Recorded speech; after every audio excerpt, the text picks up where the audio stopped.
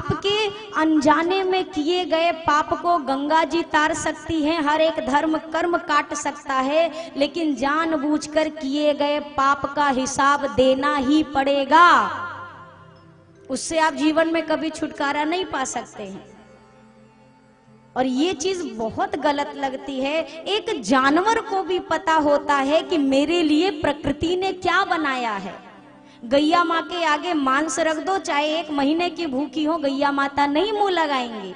शेर अगर 1 महीने का भूखा हो, उसके आगे ले जाके घास फूस डाल दो, भूसा चला दो, शेर खाने वाला। अब आदमी घास दे दो, फूस दे दो, हिरन दे दो, बकरी दे दो, बकरा दे दो, कुकुर दे दो, जो मन हो वो दे दो, वो सब खा लेगा।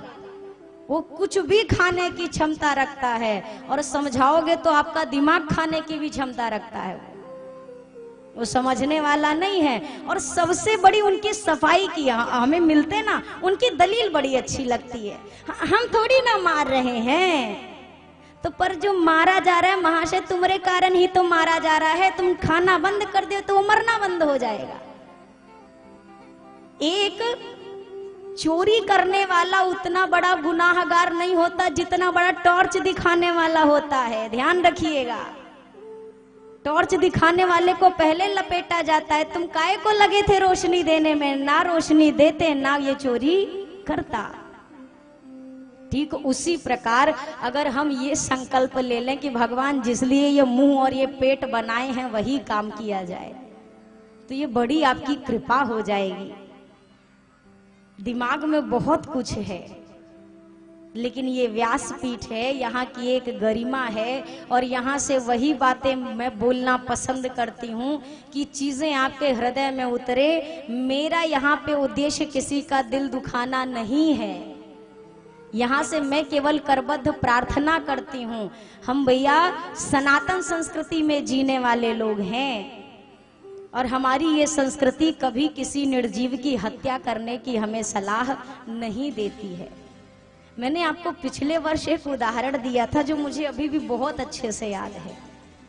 एक निर्जीव को, एक बेचारा वो निर्दोष है जी, उसको मार देते हैं बड़ी आसानी से। क्यों? क्योंकि वो कुछ बोल नहीं सकता है।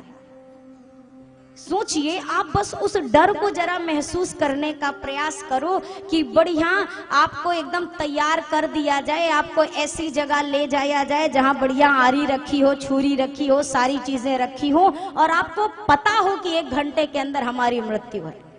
और कैसी मृत्यु है? बहुत दर्दनाक मृत्यु है। थोड़ी देर बाद आपके एक एक पंख नोच दिए जाएंगे, एक एक उंगलियां तोड़ दी जाएंगी, नाखून खींच खींच के निकाले जाएंगे। थोड़ा थोड़ा फील करो तो शायद दिल में बात उतरे। महसूस करिए, एक एक ऐसे नाखून खींचे जाएं, ऐसे आपका हाथ ऐसे रखा जाए, बढ़िया कच कच कच कच काटा जाएगा, कितना मजा आएगा। और फिर कटे हुए हाथ में थोड़ा सा नींबू, थोड़ा नमक, थोड़ी सी मिर्ची, फिर बढ़िया सामने वाला दबा के खाया। आहा, कितना सुख आपको मिलेगा। मिलेगा ना? मिलना चाहिए। और अगर नहीं मिलेगा तो अब यही समझिएगा, जो बोल नहीं पा रहा है उसको भी उतनी ही तकलीफ होती है। क्या बोला जाए, यहाँ जानता हर कोई है। जहां तक आवाज जा रही है वो भी जानते हैं। कई लोग अब तक श्राप दे चुके होंगे, हाँ दे चुके होंगे। पर भैया हमें जहां तक पता है, श्राप भी उसका लगता है जो धर्मात्मा होता है। जो पाप के गड्ढे में खुद बैठा हो उसका श्राप लगने वाला। ऐसा ऐसा बहुत श्राप हम ले आए हैं 12 साल से। पर ठाकुर जी की कृपा है, जो सेवा दी गई है बस वो करने का प्रयास है। और अगर सत्य में आपके हृदय में 1% भी इस मानस के प्रति श्रद्धा है, प्रेम है, तो मैं हाथ जोड़कर विनती करूं, ये भक्षण का कार्य बंद कर दीजिए। ये बिल्कुल शोभा नहीं देता है। आपको हम सत्य बताएं, अभी ये पूरा रास्ता जो हम आए ना आपके यहाँ की कथा में, जो ट्रेन थी वो पूरे 11 घंटे लेट थी। हमारी जो टिकट थी, आज से कथा है, वो कल की टिकट थी। पर अगर हम उस ट्रेन में बैठते तो पहले दिन की कथा नहीं हो सकती थी। तो हमने तुरंत के तुरंत वो ट्रेन छोड़ी, दूसरी ट्रेन पकड़ी। और ये इसलिए बता रही हूँ क्योंकि पूरे रास्ते हम भूखे आए थे। कारण क्या था? क्योंकि जहां पे भी जाओ एक तरफ पूड़ी छन रही है, दूसरी तरफ बढ़िया सफेद रंग का सजा सजा के रखा हुआ था, एक के ऊपर एक, एक के ऊपर एक। अब समझ में ना आवे कि क्या करें। उसमें भी नहीं नहीं, ये अलग रहता है और ये अलग रहता है। जब दोनों एक दूसरे के अगल बगल बैठे हों तो दोनों में से कोई अलग नहीं रहता है, इस बात को ध्यान में रखिएगा। भैया हाथ जोड़ूं, प्रार्थना करूं, कहो तो पांव पर लूं, पर आज के बाद मत करिएगा। ये राम कथा यही संकेत देती है। और इस राम कथा में एक ये चीज बस दे दीजिए, मुझे आपसे दूसरा कुछ भी नहीं चाहिए। बस ये कर दीजिए कि आज के बाद ये मांसाहार का भोजन आप नहीं करेंगे। जो करते हो, जो भी करते हो, मेरी प्रार्थना है, भगवान ने इतना सुंदर पेट दिया, इतना सुंदर मुंह दिया है, तो ऐसी चीज ना की जाए। और दूसरी चर्चा मैं करूं, जो शादी विवाह में हम एक तरफ, आप सोचो, अग्नि को हम देवता मानते हैं, अग्नि की साक्षी देते हैं।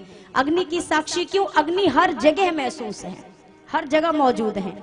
आप अभी हाथ रगड़िए, हाथ गरम, अग्नि का प्रभाव है, इसीलिए अग्नि की साक्षी देते हैं। अग्नि को देवता तुल्य समझते हैं। एक तरफ हवन जल रहा है, हवन कुंड तैयार है, दूसरी तरफ मांस पके हुए हैं।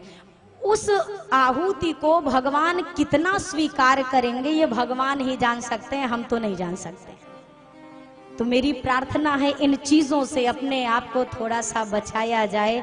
जिस लिए ये जीवन मिला है, खाने के लिए बहुत कुछ है, तो दूसरे को ना खाएं। एक समय था कि जानवर आता था तो इंसान डर जाते थे, अब समय है इंसान आता है तो जानवर डर जाते हैं कि पता नहीं क्या करेगा हमारे साथ। ये वो समय आ गया है।